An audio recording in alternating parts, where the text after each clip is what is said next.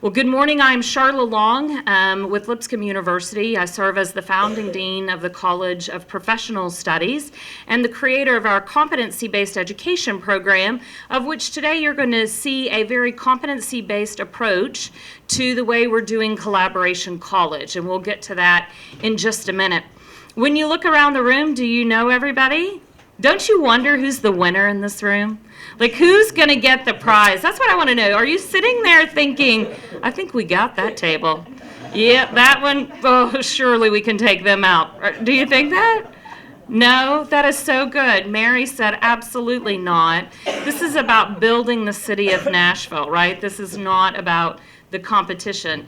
And I wanted to share with you, because many of you may not know who's from table to table and what you are aspiring to do, but I'd like to share just briefly your projects that you've submitted that have earned you this opportunity to participate in Collaboration College.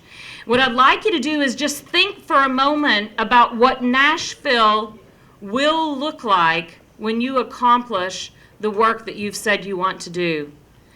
So for our team, let's say Tennessee Scholars, the Kiwanis Club, and the Urban League of Middle Tennessee, where are you? Imagine a Nashville where they will partner together to prepare cohorts of underrepresented students for post-secondary education and careers. Imagine a Nashville where Nashville Cares, Neighborhood Health, and Street Works, where are you? Great. All work together to coordinate and integrate HIV prevention and support services. Imagine a Nashville where the members of the Safety Net Consortium of Middle Tennessee increase the number of vulnerable community members connected to primary care homes. Imagine a Nashville where the Metropolitan Homeless Commission, the Mayor's Office of Innovation, the Nashville General Hospital, Metro Public Health Department, the National Health Care for Homeless Council, and Room in the Inn, and Neighborhood Health. What a collaboration that is. All work together to link hospital and social service systems in order to create a pathway to housing for hospital patients who are chronically homeless. Imagine a Nashville where the South Nashville Family Resource Center and Vanderbilt University School of Nursing Castles program partner with community organizations to address food insecurity issues for the refugee and immigrant population in South Nashville. Imagine a Nashville where the Family Center, Prevent Child Abuse, and the Metro Public Health Department work together to prevent childhood trauma and provide every child with the opportunity to thrive and to prosper. Imagine a Nashville where Rocketown in Middle Tennessee, Youth Encouragement Services, the Salama, thank you. I wanted to say salami, which I knew would not be right. What would the salami ministries look like, man? We provide meat for people. Where the Salama Urban Ministries and Barefoot Republic run an interagency system of support to impact the social, emotional, spiritual, and academic needs of youth in Nashville. We imagine a Nashville where you have been successful in these collaborations, where you transform our community one collective impact project or one collaboration at a time. And I want you to know, speak on behalf of the partners who have put Collaboration College together, that we believe in you. We are excited about your proposals. We want to help partner with you and support you as you try to walk out these collaborations. To do that, I'd like to acknowledge the folks that are helping power Collaboration College. Would first start with the HCA Foundation for Joanne Pullis, whom you know, Lois Abrams, who's done a great lift, and let me say to Caitlin Nozit, I want to do that one wrong too. I'm so glad you're filming this. Hi, everybody. That Caitlin has done an incredible heavy lift, getting all the logistics behind this done, sending the messages to each of you. Caitlin has done an outstanding job on this project so far, and I'd love for us to thank her for that. Hopefully she can hear us, and she's probably hiding out there.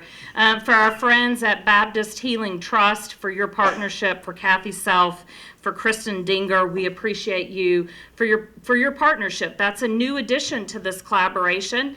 I'm sharing as much these partners so you understand the collaboration that goes into this work as well. It's not one organization doing that. It's all of us working together, and we have to demonstrate the exact same competencies that we're going to be teaching today as well. For the Center for Nonprofit Management, to Louis Levine, to Kim Carpenter-Drake, we appreciate your partnership as well. To Karen Thompson at HCA, to Ryan Tabor at C3, to Jeff Freud at Northland and North Highland, we thank you for your partnership. I just came from Northland program, so I apologize for that. To the friends at Lipscomb, for Jadid Manharis, for her logistical support, and for Linda Peakshat, we appreciate all that goes into making this collaboration work. So as partners, we all sat down and said, what could we do to really kick this off and give you the resources you need to be successful? We want a day in which you feel like you leave here with a better understanding of where you're heading and with new competencies or a more focused set of competencies that can help you be successful in this collaboration. And our group of planning partners got together and we did what we call a competency card sort. We had 41 key competencies that everybody should probably at some point in their life have to utilize. They're knowledge, skills, abilities, and attitudes that we need to demonstrate in order to be successful.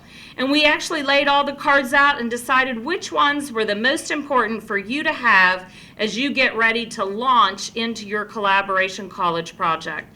And these are the competencies that we came up with, which you will have the opportunity to experience in a workshop format today. The first is around visioning.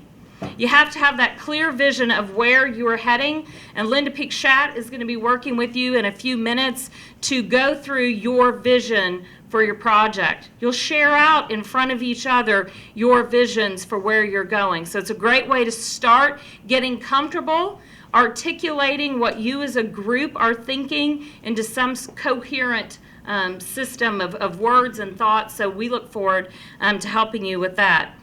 Strategic thinking. Being able to take that vision and pull back and say, what would we need to do? What's the strategy? How would we be putting that into action? So you'll have a strategic thinking workshop today, followed by business thinking. For some of us, we come from a business mindset and a background, and so we understand how all this works. For others, we may not have had that exposure to the business skill sets that drive a collaboration, and so we'll be working on business thinking competency today as well. After that, I don't know about y'all, most collaborations involve a great deal of change. And so figuring out how we possess that competency of change mastery so we can be comfortable in the face of uncertainty so that we can adapt to the changes that this is going to require of all of us individually and of our organizations.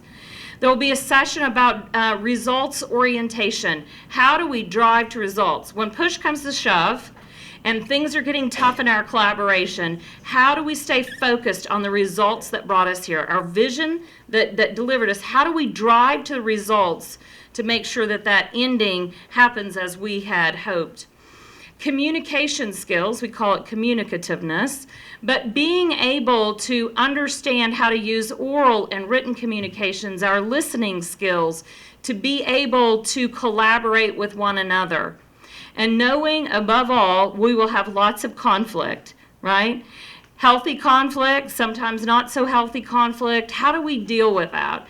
How do we say, man, it's really troubling when this happens? Or when you say things like that, I'm having a hard time, handling that. Or it makes me upset. Or that's stepping on my toes.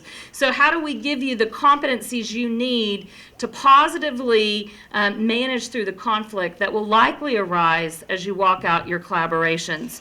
So when you look at that, that's what today is about. It's a workshop style. Roll your sleeves up. You're going to break into smaller teams and take in this content, create deliverables that will start advancing your project today. Hear us say, we are so proud of you. We are excited about what you're wanting to do to change the face of Nashville. And we want to support you in that effort as you get ready to walk out your plan through Collaboration College. So welcome. We're delighted you're here. And with that, I think we ought to get started talking about our vision so we can make a difference.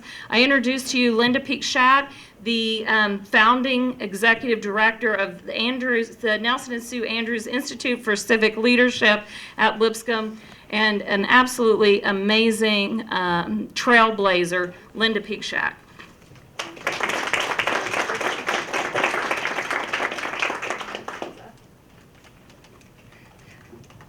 I just realized I'm tied to this, aren't I?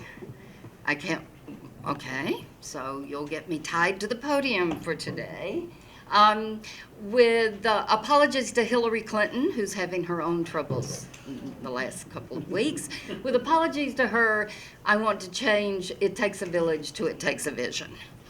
And one of the things that I am excited about is in reading your applications and your proposals that made you one of the chosen ones in this room today, I was excited to see that you had all the right elements there.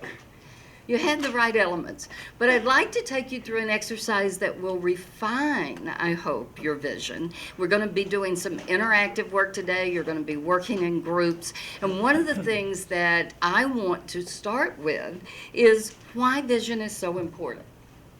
And I have to figure out the way to make this work. That doesn't do it. So why vision?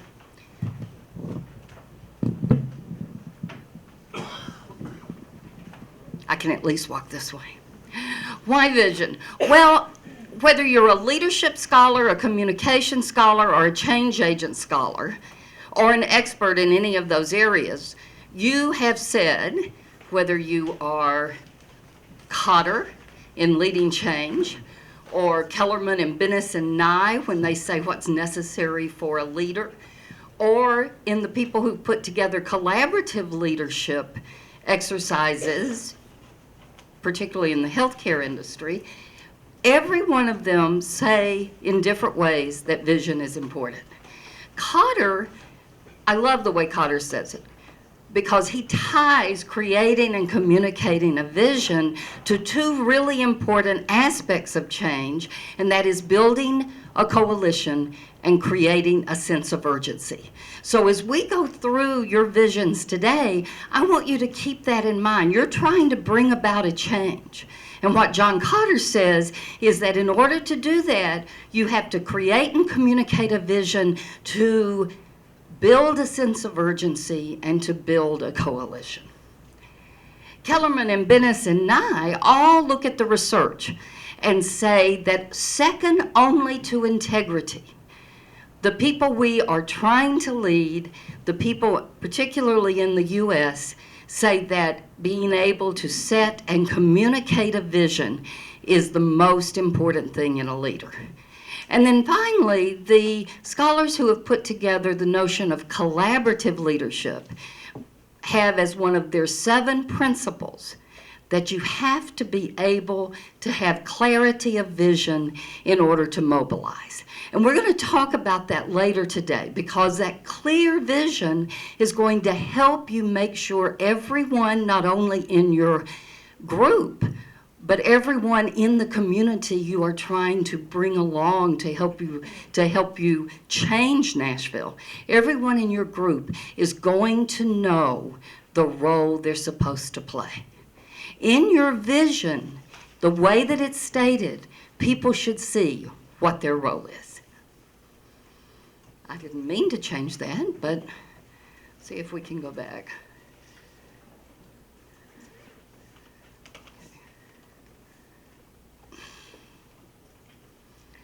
So, many of you did this in your applications. What'd you do? You confused vision and mission and strategy. And we just talked about why it's so important to get that vision right. So what is vision? Well, you know, Charla set me up really well because she talked about what, thank you very much. What would Nashville look like if you are successful? But you're going to refine that a little bit more. You're going to think about the vision as a why. Why are you getting up every morning to do this? And the answer to that is a concrete picture of the future that we will talk about in just a moment. And while Charla was getting you to think about Nashville writ large, we're going to be asking you to think about the people and the groups that you are trying to help, to affect, and to build a stronger Nashville. The mission is the what. In many cases, your mission will be described as your collaboration, and we'll look at that in a minute. Who's in it? What are you going to do? What program are you going to develop? Don't get into the how. In your vision and in your mission, you don't want to get down in the weeds of tactics. You don't want to get down in the weeds of tactics. This is high-level communication that will inspire people. And if you're thinking and looking at your applications right now, many of you see what I mean when in your vision, you began your vision by saying, our vision is a collaboration that will do this. That's your mission. Your vision is what happens if you're successful. What does it look like if you're successful?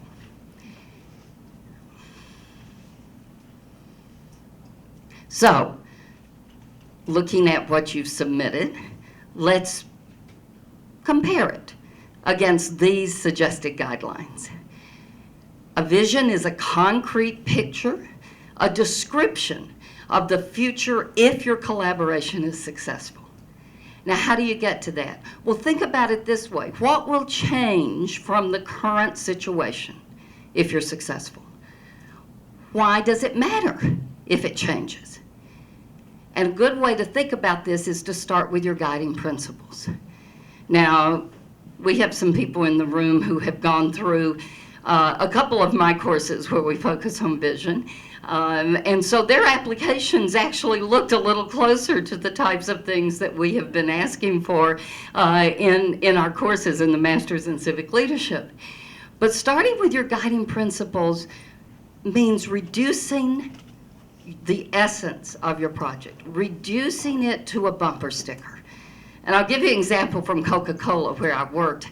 I don't know if y'all have my bio, but one of the places that I worked in my life was as the Vice President of Corporate Communications for Coca-Cola.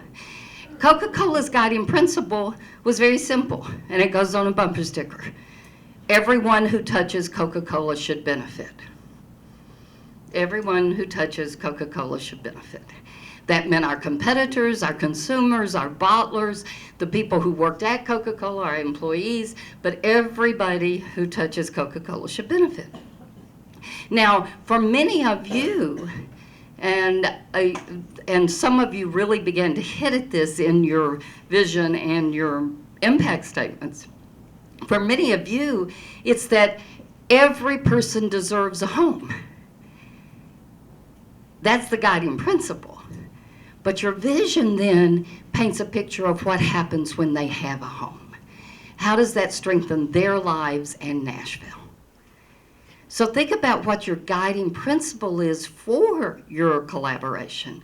And then from that, go to a vision that is a concrete picture that shows how the current situation will change, that says why it matters, and that is based in that guiding principle. And you need to do all this in very few words, right? You're gonna get to practice that in just a minute.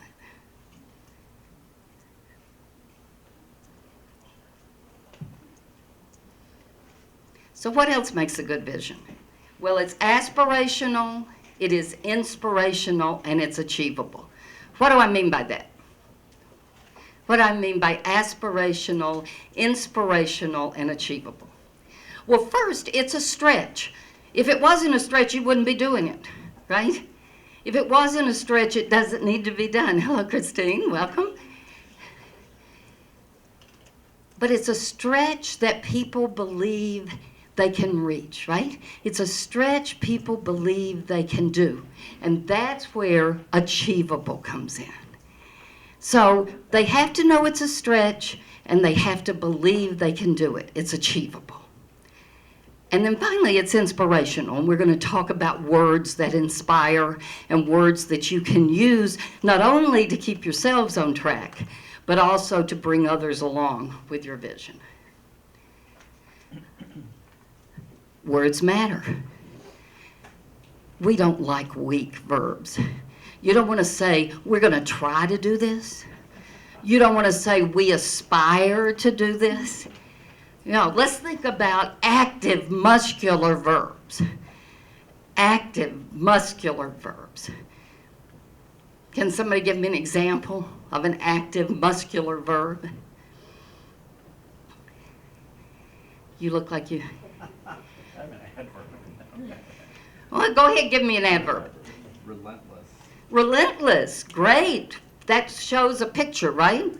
A picture of persistence, of focus. Right. What's another adverb or verb that is muscular, that is active? Transform. Transform, great. That's a great one. That means something to someone, right? And it's better than change. Transform. Anybody else? Okay, yes. Oh, you're waving. You're not giving me No, sure. Now, there's some words that you've already used that are still active muscular verbs. You know, create. Many of you use the word create. And that says something more than just we're going to do this, right? So think about active muscular verbs. Don't use weak verbs that we kind of default to. Do is a weak verb. So I want you to think about that. The next thing is concrete definitive nouns.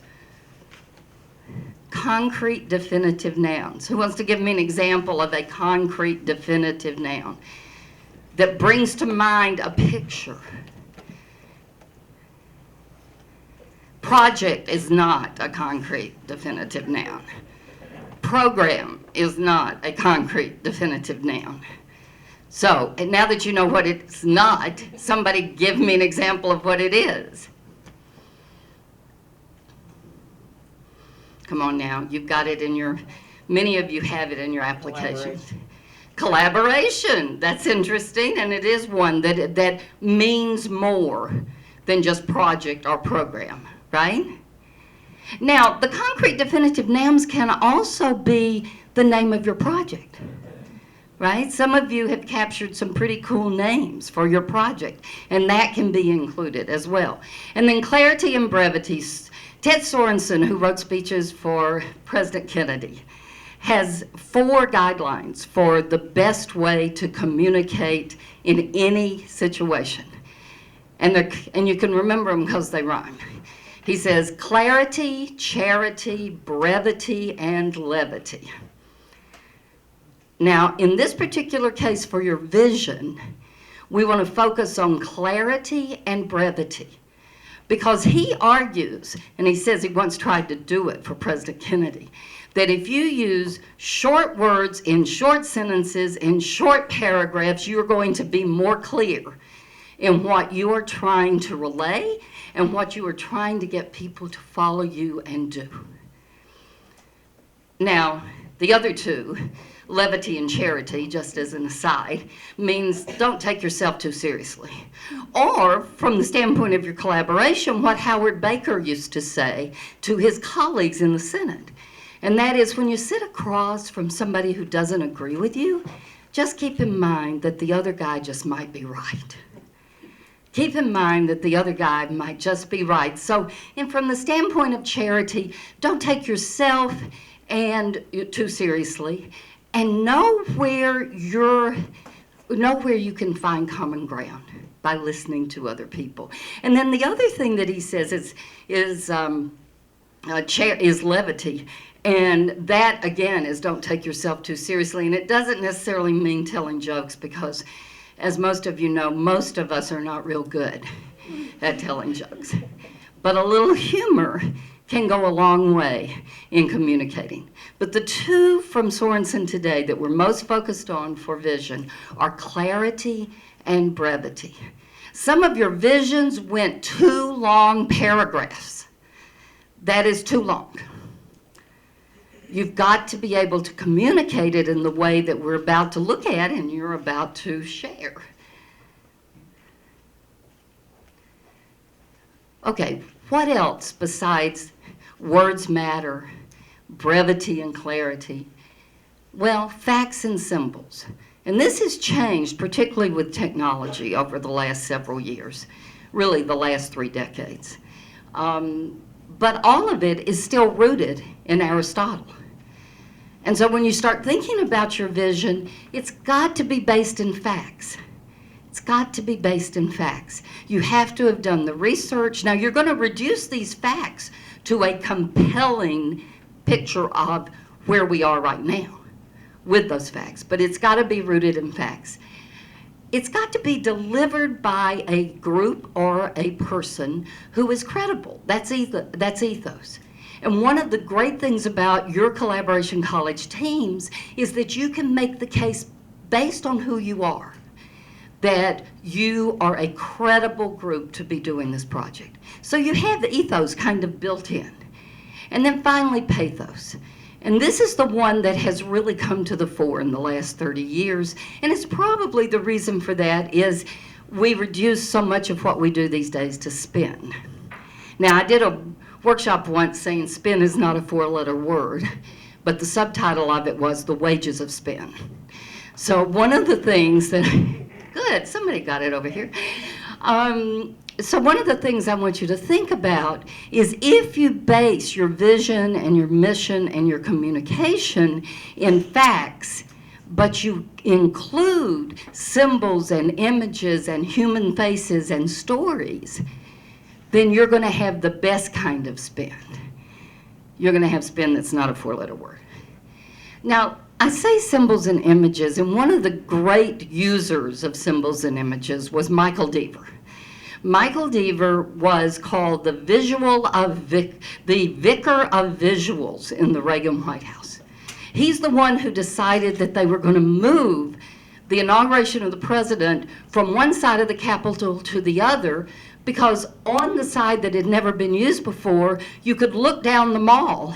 And when Reagan gave his inaugural, all of the TV cameras, prompted by Deaver, would swing to Lincoln the Lincoln Memorial, when Reagan was talking about Lincoln, or would swing to the Jefferson Memorial when he was talking about Jefferson, or to the Washington Monument when he was quoting Washington. And what was he doing there? The same thing you need to do in your vision and in your mission, and that is he was tapping into a common experience. He was tapping into what we call our common story. And speaking of stories, I say here human faces and stories. Marshall Gantz guides all of our work here at the Institute. He was one of the great organizers of the 20th century and still teaches at the Kennedy School. For those of you old enough to remember, he organized the lettuce boycott with Cesar Chavez in an effort to get better conditions for migrant workers in California. He has since worked on a lot of national as well as local organizing campaigns. And he uses 3 simple questions that you will be answering as you do your work over the next year. Who am I? The story of self. Who are we? The story of us. And what can we do together? The story of what we can do together. Now, you are already leaders, and so I'm assuming you've focused in on who am I.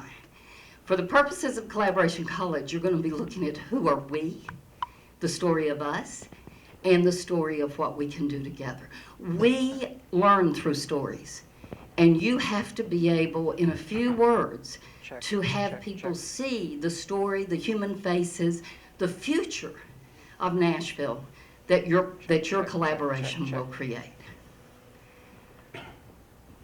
1 2 1 2 1 2 1 2 1 2. Okay, before we go to mission, now you have all of these guidelines, and I think, have they been handed out, Caitlin? The what? Oh, okay. I thought you made 50 copies to hand out to the... Yeah, could you hand out the copies now? Because I want you to be able to refer back to these.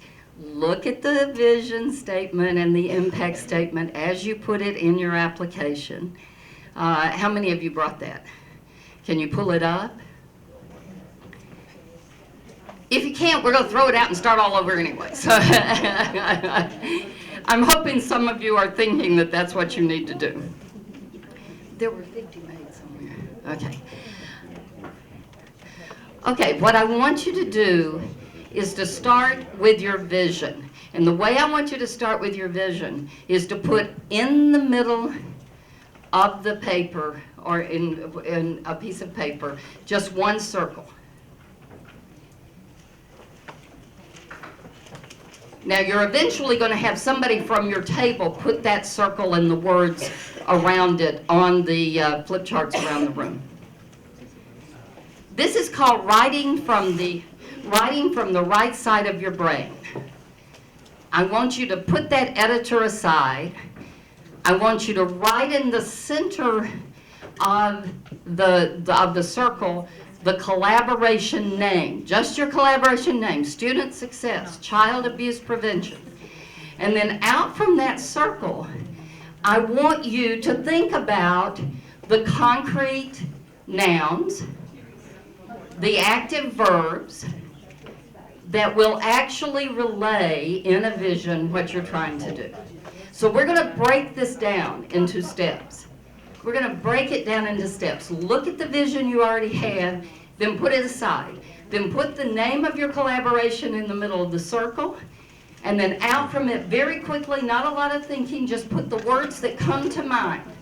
The words that come to mind of what you're trying to create. The words that come to mind when you think about the future. And we're doing this just as words, just as words. Then we're going to work on how you put them together. Let me give you an example. Again, from the business world, Steve Jobs, as his vision, had that personal computers could change the world. He later expanded that to technology could change the world. But his mission was to put a personal computer on every desk in the world, right? That was his mission. But his vision was that technology could change the world. And he had some broader one. Do you want to try to illustrate? Yes, I will.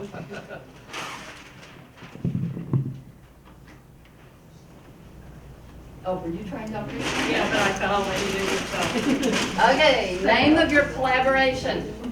And then as fast as you can, and all of you at the table can do it differently, and then we'll put them together on one sheet for each of the groups. So what are the words that you think of when you think of student success?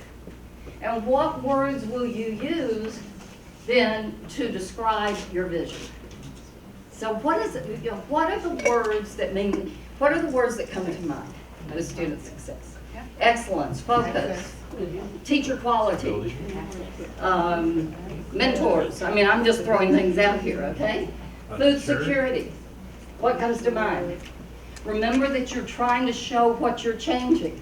So yours might have food desert, you know, and then words about how you would create a future that doesn't have food deserts. What's your Safety Net Consortium.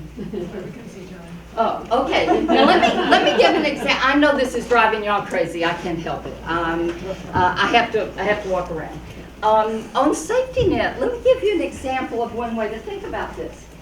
We do an exercise with all of our students, whether they're the high school girls who come to Music City, thank you, the high school girls who come to Music City Girls Lead, our high school academy for juniors and seniors in high school, or all the way up to our master's students in civic leadership. One of the things we do is a branding exercise to help you start thinking creatively, to help you start thinking in symbols and metaphors. And it sounds silly, but it works. And that is, if you were a brand, if your collaboration was a brand, what would it be? Now, the Safety Net Consortium has already begun to think in terms of metaphors, right? A safety net, we understand that. We see it as a picture. But let me give you another example, one that one of our girls used last week. If you love the outdoors and you're really reliable, you're Patagonia, right? One that Judy used when she was in our class was that she wanted wraparound services for all of the homeless people who were in House Nashville. And so she talked about a coat, right? A wraparound service was a coat. Now, you're not necessarily going to use these in your vision, but it's going to get the creative juices flowing on how you think about your collaboration and the metaphors that you can use to help people understand what you're trying to do. So, think about that. Maybe you assign a couple of people at your table to think about brand and a couple people at your table to think about active verbs, concrete nouns, human faces, stories. So I want you to take time, and then in about, we're running late. Okay, in about 4 minutes, 5 minutes, I'll give you 5 minutes. In about 5 minutes, I want one person from each group to draw on one of the flip chart sheets around the room your word map and your brand, if you've come up with one. The idea of a brand. Who would you be? What would you be? Yes? So Linda, one example from the last Collaboration College, which was really creative, was a group of mental health providers came together and they came up with no wrong door. Right, Tom? That's right. So I just want to give, that was a great example of an image that told a story about that there was no wrong door into mental health services. That's great, thank you. And I did not have that in my notes, and that's a wonderful example. Another example from last time of a visual that was used was puzzle pieces to represent your collaboration. So, 2 things. One is the word map. The word map, the concrete nouns and verbs, active verbs you will use. The second is, if you choose to undertake the brand exercise, who are you as a brand? Okay, who wants to go first? Safety Net, you were finished first. You want to start?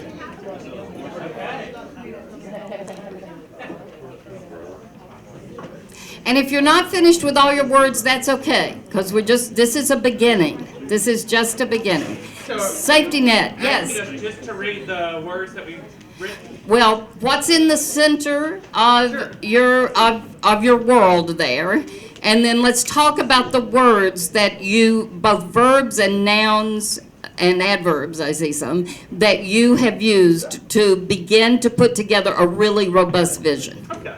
So the Safety Net Consortium has actually been meeting for a while, but this focuses more on our goals. So we have well-being, recovery, medical home, uninsured, stability, access, medical home, navigation, seamlessness or seamless, coordinated care, quality of life, health, and well-being. And so, as you can tell, we're focusing in on health coordination and navigation And at the center, of course, is just the Safety Net Consortium for Safety Net Health and Mental Health. Okay, so what did people hear there that could actually be used to describe a future? What was high enough level that could be used in a vision? She said with recovery and well-being. Yes, recovery and well-being. So stability. So a stable safety net provides health and well-being to Persons who are uninsured and need a medical home. You just got a vision. Did everybody see how we reduce that down to the future if they are successful? Now, I hope somebody was writing that down, because I have to tell y'all, I have to go back around and help people, right? So a reliable safety net, who wrote it down? Okay.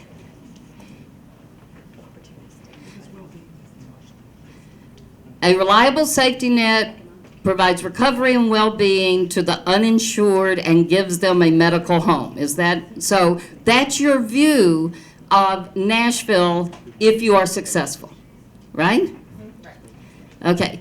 Now, and I don't remember, but I think y'all are one of the ones that got into your mission a little bit in your vision. And so we're going to talk about the mission in just a minute and then pulling it together in a way to communicate it. Okay, who else wants to go? Yes, okay. Student success.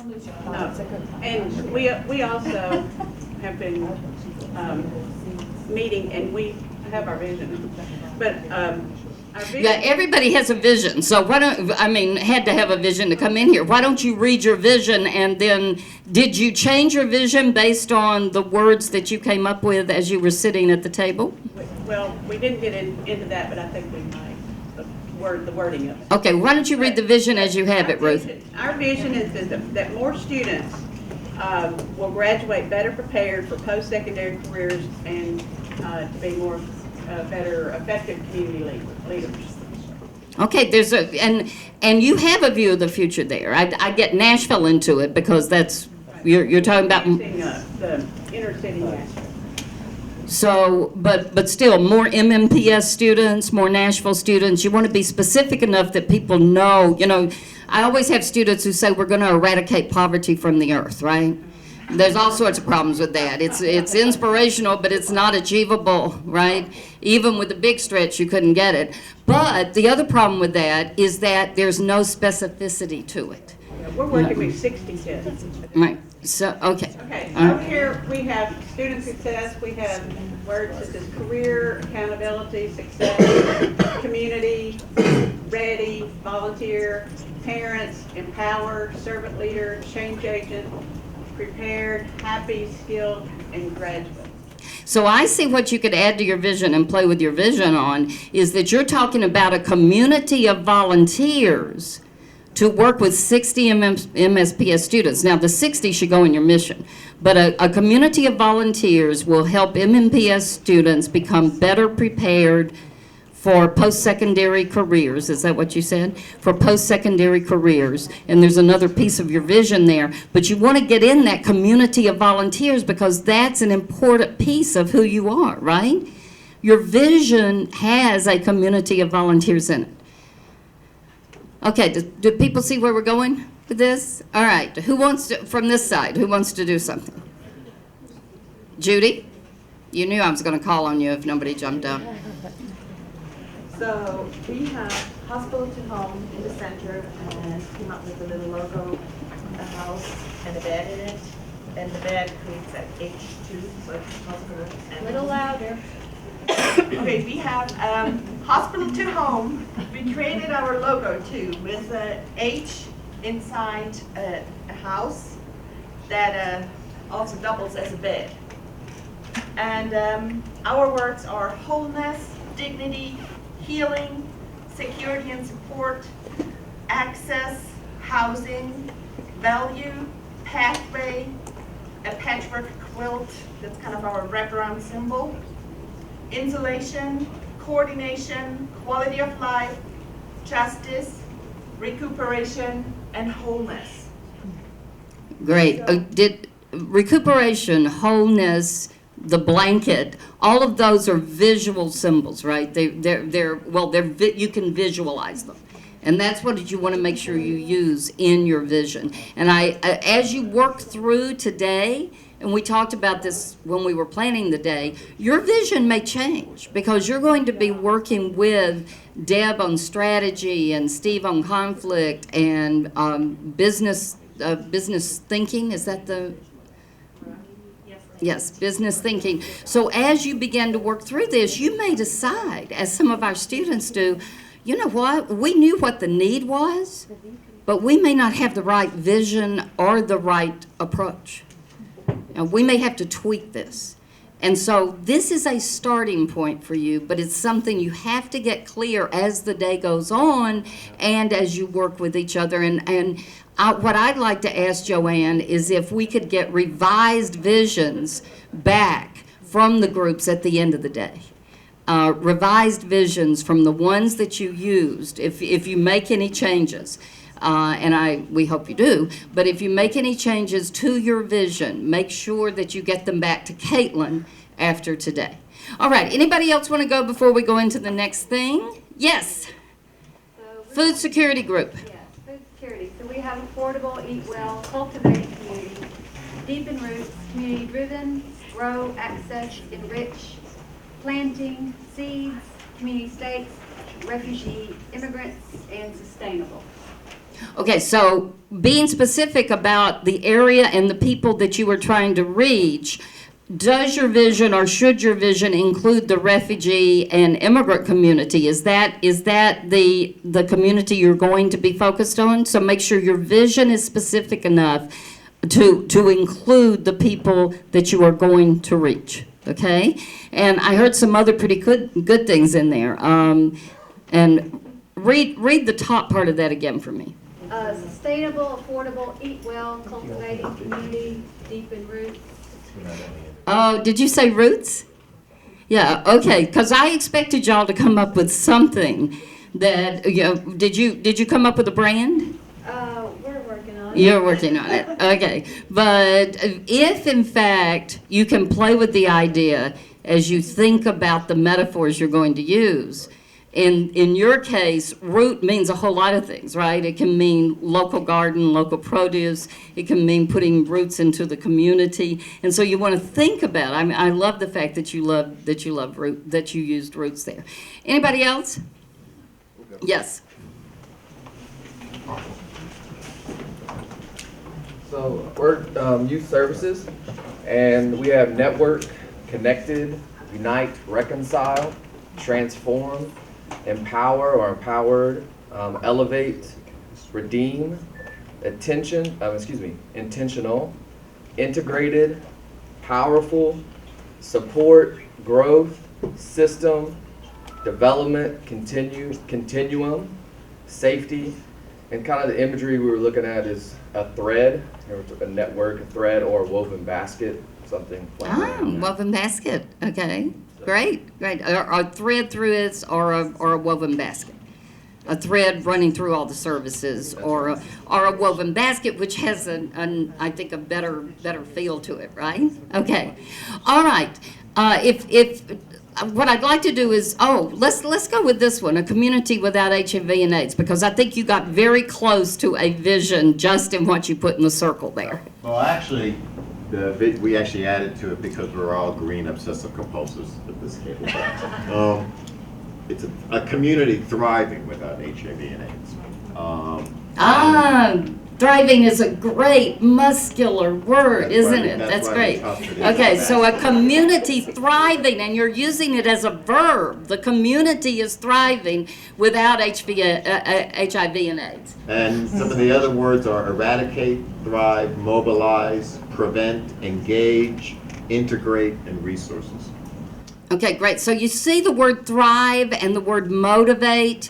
There was one other you used, integrate. So it begins to tell you what it is that your world looks like, right? So it's an integrated world. It's an integrated world. It's an integrated community thriving without HIV and AIDS, right? So you see how your words begin to come together to describe that future. You are not describing what you're doing. You're not describing the collaboration or the mission. And that's what we're going to talk about right now. Did anybody not get to go who wanted to go? Okay. Child abuse, you didn't go. Okay, they want us to go. All right. Where's our? It's over there. Okay, all right. I definitely cannot see that, so I'll have to get up and move. Hold on one second. So we Do you want to take the mic? Yeah. Since you're going to be so far over there. You're welcome.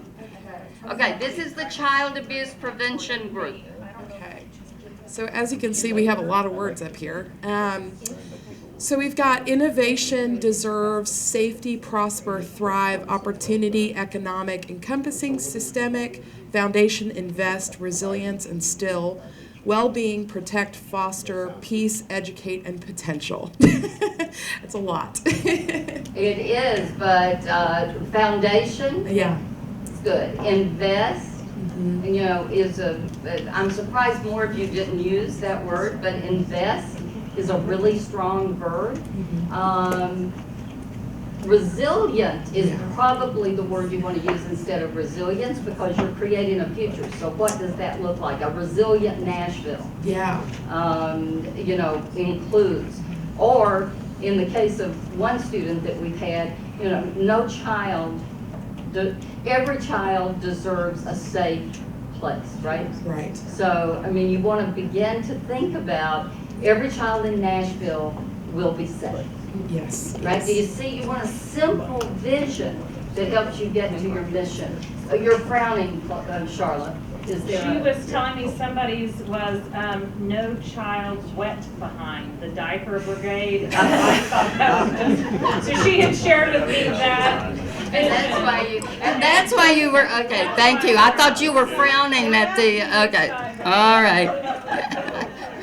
Okay, now, all right, you're going to need to play with the vision as you go throughout the day, but remember, the people who came closest, I think, here are a community thriving without HIV/AIDS, and what we had done is we had added something in there.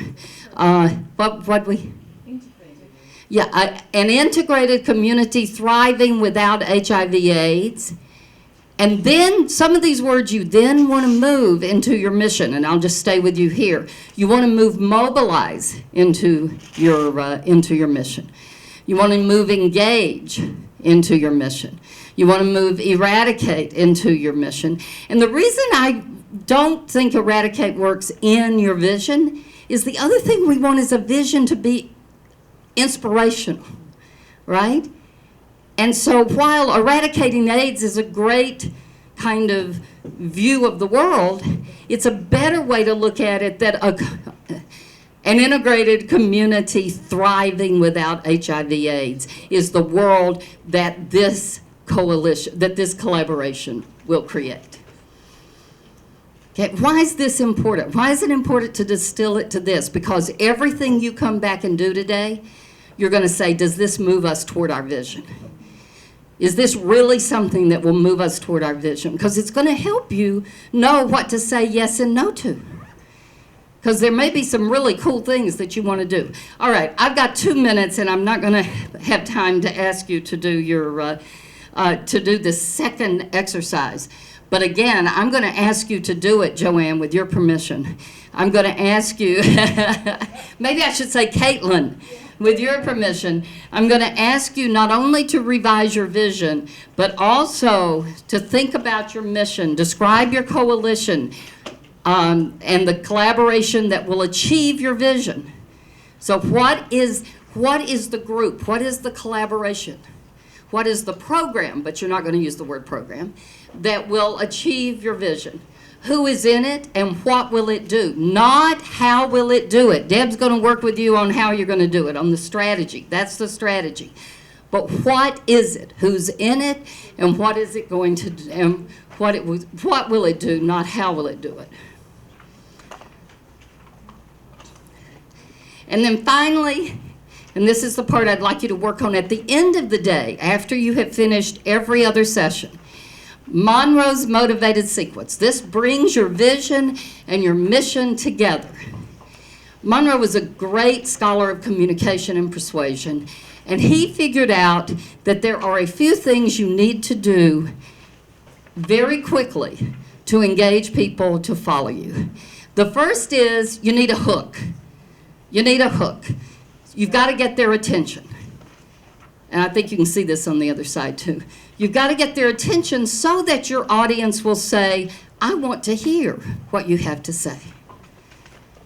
And so you might say, 1 in 4 girls in Nashville will be sexually abused in the next year.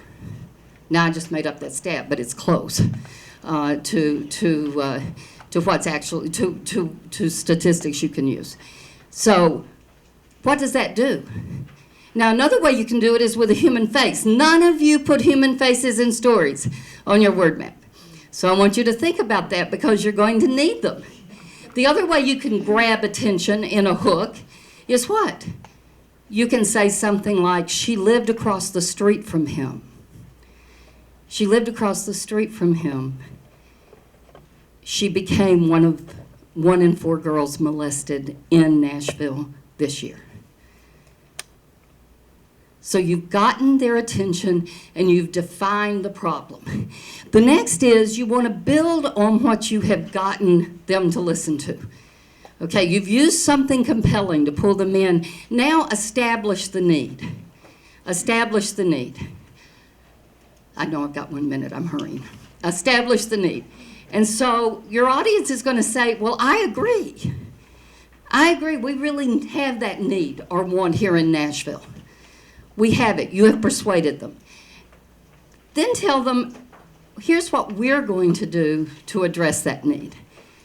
Tell them what your solution is so that they will say, oh, I see how that will work. And this is where your metaphors and your descriptions come in really handy because you have to very quickly have people see how your collaboration and your solution will work. And then finally, build that picture. Here's where your vision comes in again. Build the picture of what it looks like if you're successful.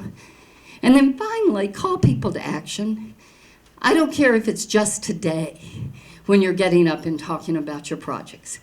Call them to action as the last thing. You start with a hook and you end with a call to action. And so I will end with my call to action. Please fill out your Monroe's motivated sequence after you have spent your day with other experts here at Lipscomb. And I'll look forward to seeing your revised vision and your Monroe's motivated sequence in the way you're going to communicate your project when you give them to Caitlin, and I will respond to them. Thank you so much.